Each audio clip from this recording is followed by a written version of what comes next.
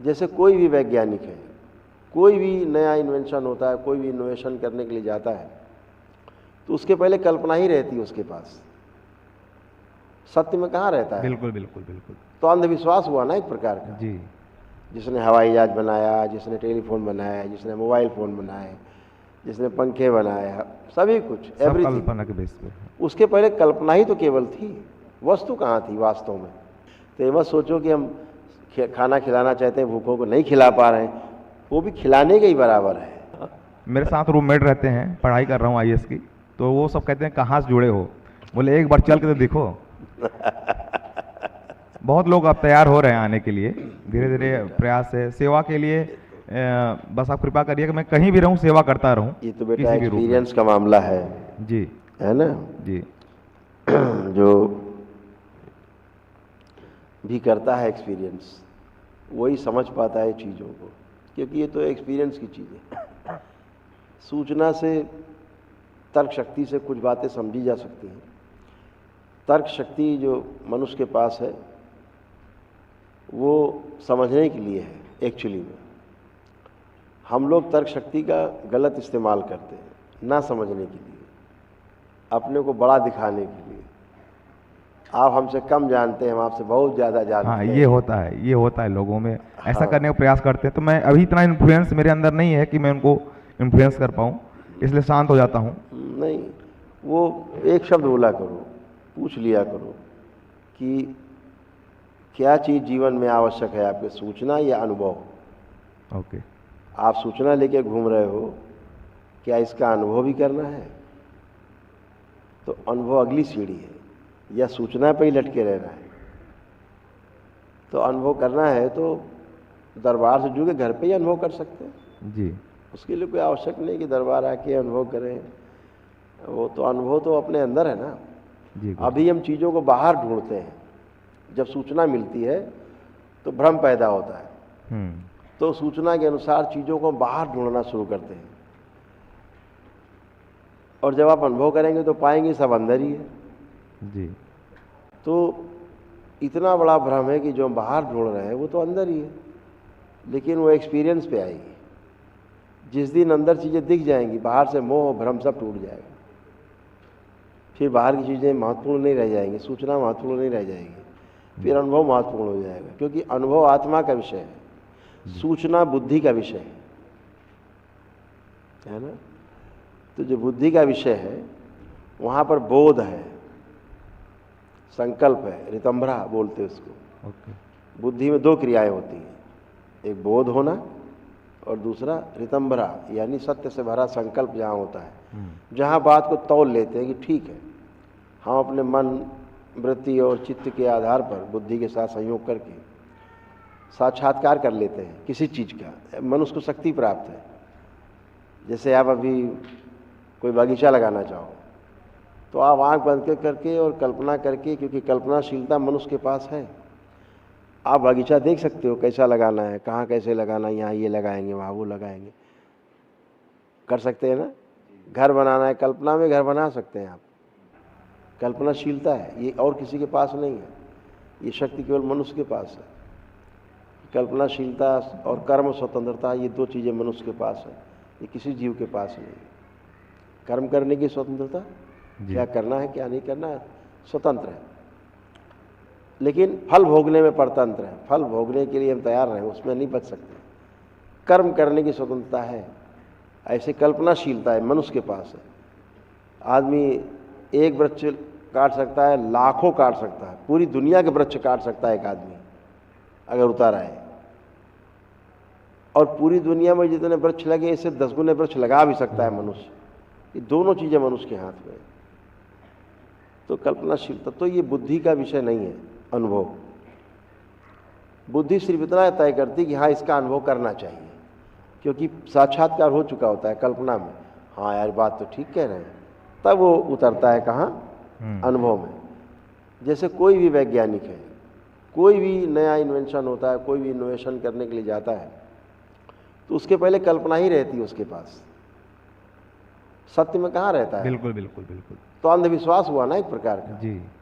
जिसने हवाई जहाज बनाया, जिसने टेलीफोन बनाया, जिसने मोबाइल फ़ोन बनाए, जिसने पंखे बनाए, सभी कुछ, सब एवरीथिंग। कल्पना के बेस पे। उसके पहले कल्पना ही तो केवल थी, वस्तु कहाँ थी वास्तव में।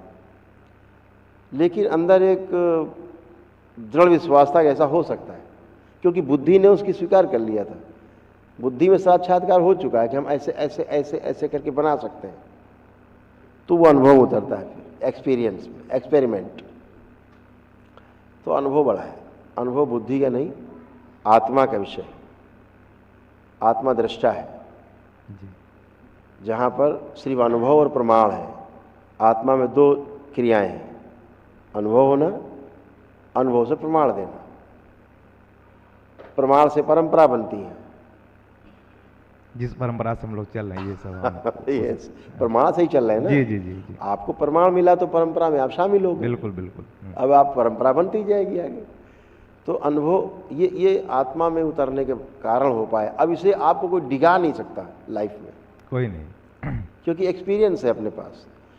सूचना को डिगा सकता है आदमी, बुद्धि को डिगा सकता है तर्क शक्ति से, आत्मा को नहीं डिगा सकता।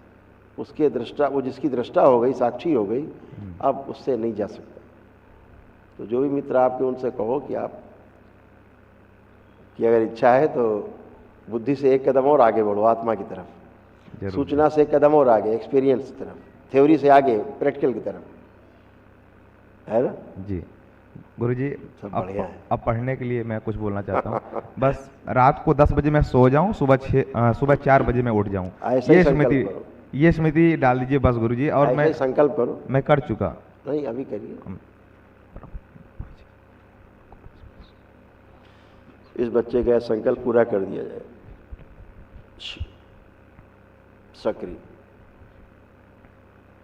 सबसे आगे रखा जाए। आत्मविश्वास और बढ़ा दिया जाए, और बढ़ा दिया जाए आत्मविश्वास। जीने की इच्छा बढ़ाई जाए, इच्छा शक्ति बढ़ा दी जाए।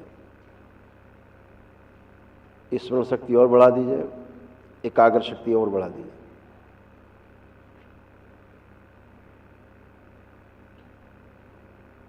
चेहरे पर, वाणी में, नेत्रों में आकर्षण बढ़ा दिया जाए।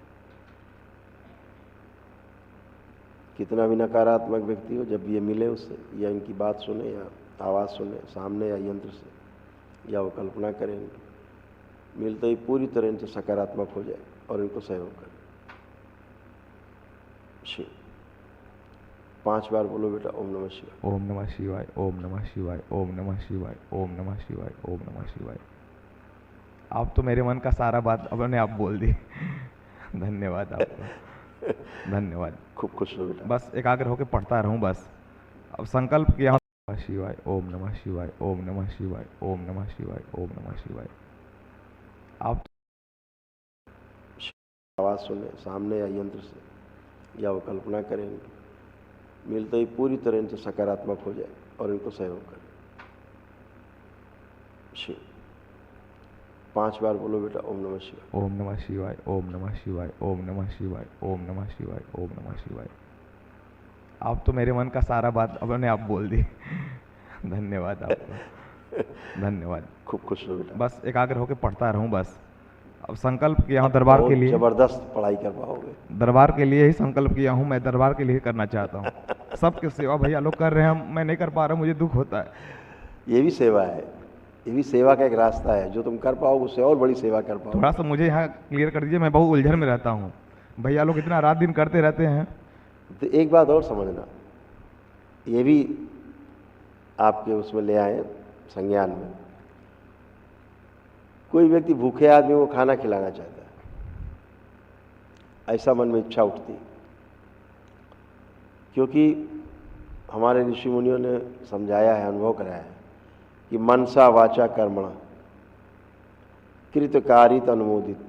मनसा वाचा, मन में भी सोचा गया, बोला गया, वाचा और कर्मणा किया गया, सबका भोग मिलता है। अच्छा है बुरा, जो भी जैसा करते हैं आप, सबका भोग तय है। तो अगर आप मन में भी रखते हैं कि हमें सेवा करनी है, समय नहीं मिल पा रहा, लेकिन हम चाहते सेवा करें, खूब सेवा करें, ये सेवा ही है, क्योंकि आपका भाव प्रबल है। सोचा गया, वो भी आपको भोग देता है। अच्छा है बुरा, जैसा अच्छा सोच रहे अच्छा मिलेगा। तो ये मत सोचो कि हम खाना खिलाना चाहते हैं, भूखों को नहीं खिला पा रहे हैं, वो भी खिलाने के ही बराबर है। ये आप सोच पा रहे हैं, अच्छा है ना। ऐसा है। तो ऐसे नहीं सोचना है कि हम ये कर पाए, नहीं कर पा रहे हैं, हम दान नहीं कर पा रहे हैं, हम ये नहीं कर पा रहे हैं।